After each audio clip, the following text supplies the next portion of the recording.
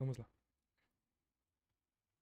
Se você chegou até aqui, então você provavelmente já se interessou pelo o anúncio no Instagram ou no Facebook e deu uma vasculhada no site e quer saber mais sobre o Guia de Direitos do Trabalhador da Saúde. Tá?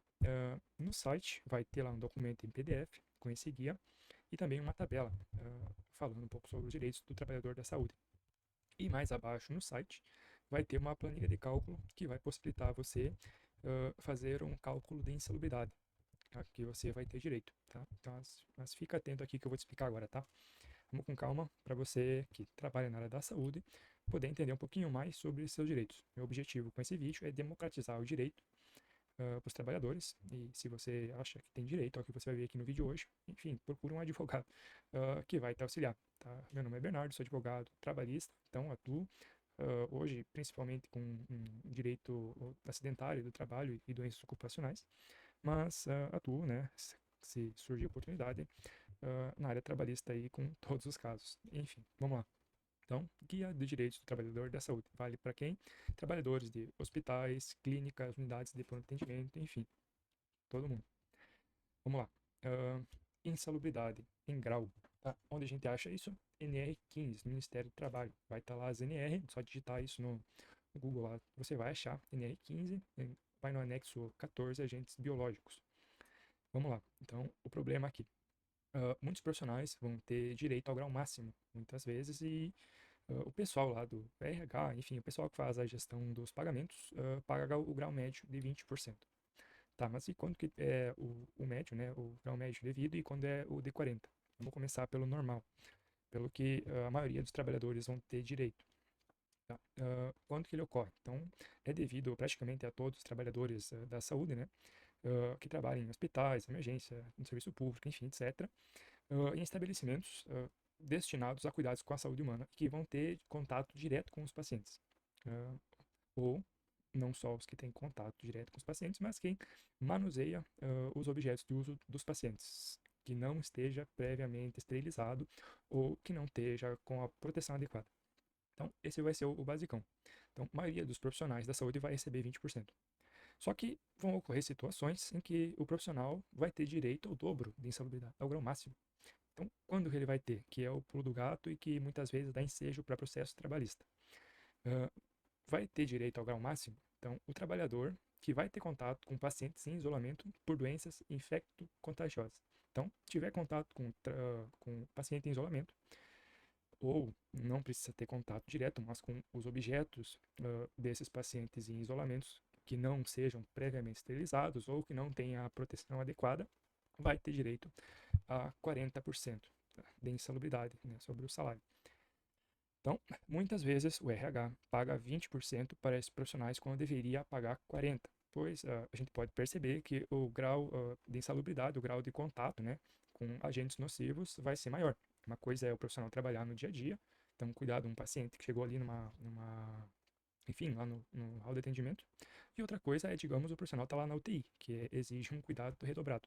Então, tem que ter um grau de insalubridade máximo de 40%, porque o cuidado tem que ser a mais. Então, o perigo em que esse profissional está exposto é maior. Tá? Então, mas por que ocorre a insalubridade?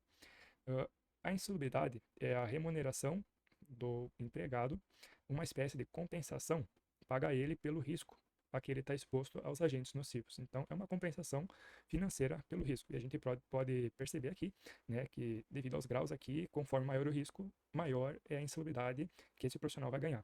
Lembrando que o erro comum é que você paga o grau médio para todos parelho.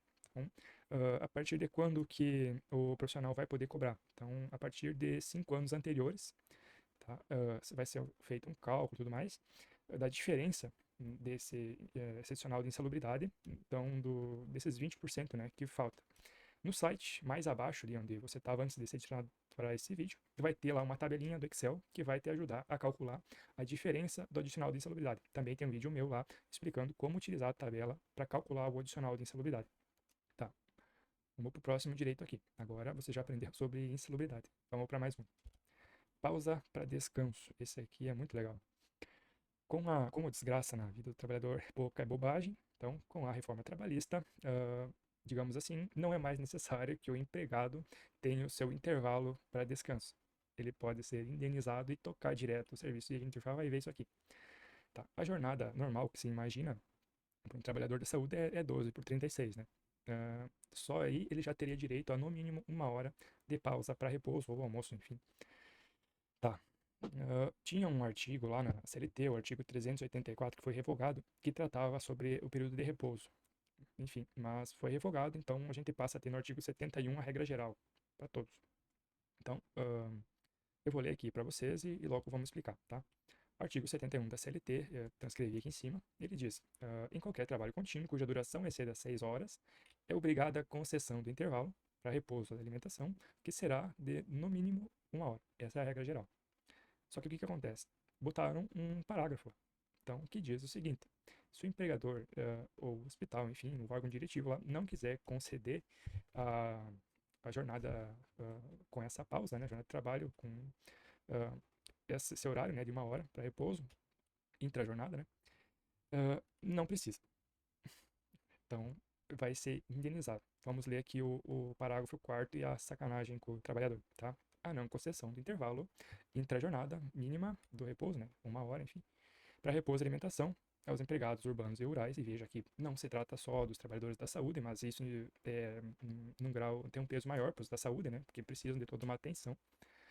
Implica no pagamento de natureza indenizatória do período suprimido. O acréscimo, então, de 50% sobre a remuneração do horário normal de trabalho. Hora extra, resumindo. Vale esse período se o órgão diretivo lá dos funcionários suprimir, então ele vai indenizar. E esse tempo não vai contar para as férias, esse valor, né, não vai contar para as férias e 13º e FGTS. Ele vai ter natureza de indenização, infelizmente. Tá? Isso ficou ruim pro trabalhador aí. Tá? Então, a reforma trabalhista alterou os pontos sobre descanso.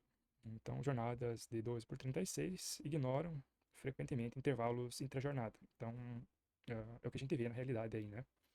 Então, muitos profissionais não vão conseguir fazer intervalo para refeição por falta de rendição ou por não ser concedido esse intervalo intra-jornada. Então, esse tempo deve ser pago um acréscimo de 50% a mais sobre a hora normal, hora extra, tá? Vamos lá. Próximo direito. Aposentadoria especial. Isso aqui a gente vai ser bem rapidinho, tá? Não tem tanta coisa assim para falar. Não, pelo menos para nós aqui do vídeo, mas é importante que você saiba, né? Então, para a aposentadoria especial, que é o que vale para o trabalhador da saúde, como ele recebe insalubridade, um trabalho especial, né? Então, trabalhadores que têm um contato com ambientes insalubres ou perigoso, penoso, assim, vão ter direito à aposentadoria especial, justamente pela característica do trabalho. Então, para os homens, 1 ano trabalhado vale 1,4 e para mulheres 1,2 a cada ano. Tá? Então, um homem que trabalha 25 anos, se for converter para tempo comum, trabalhou 35. Tá? Como é que eu vou saber se eu vou ter direito à aposentadoria especial? Simples. Vai atrás do PPP, que é o Perfil Profissiográfico Previdenciário. Tá? O trabalhador tem acesso a esse documento, ele é grátis. O empregador tem que entregar. Tá? Então, esse documento vai dizer ao que você estava exposto no seu trabalho. Então, ele vai comprovar, enfim, periculosidade, penosidade, então, um ambiente insalubre, enfim. Vai comprovar que você tem direito e o ambiente a que você estava exposto. Tá? Só um adendo aqui, que foi a reforma da Previdência. Tá? A conversão de tempo especial de serviço para comum, para os que desejavam usar esse tempo para se aposentar mais rápido, né?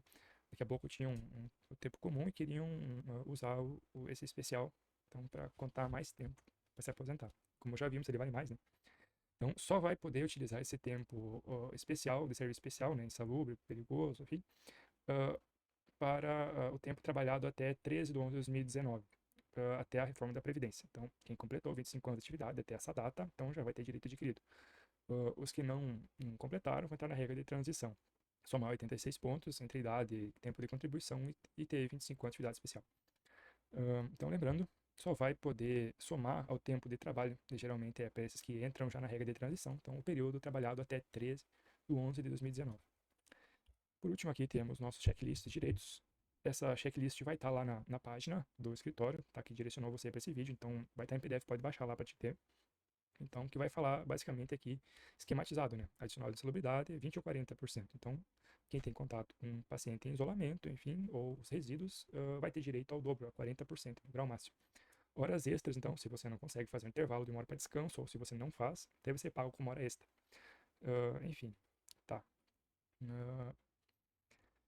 Só uma observaçãozinha aqui, tá? Vamos lá. Vamos botar aqui, desculpe. Atividades, então, que sejam obrigatórias a realização dentro das dependências no local de trabalho, como, por exemplo, troca de uniforme, troca de plantão, entre outras coisas.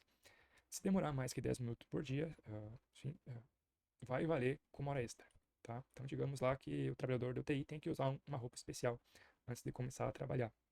Então, vai ter um tempo que ele vai demorar para pôr e para tirar, né? Então, vai chegar no local de trabalho, vai bater o ponto e vai pôr a roupa até começar o trabalho.